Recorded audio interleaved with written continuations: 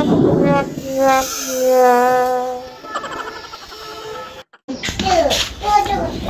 2 3 বৃষ্টি তুমি কি করতেছ?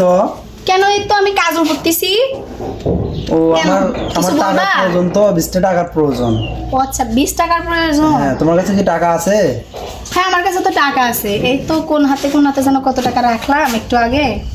তোমার 20 টাকার প্রয়োজন? হ্যাঁ।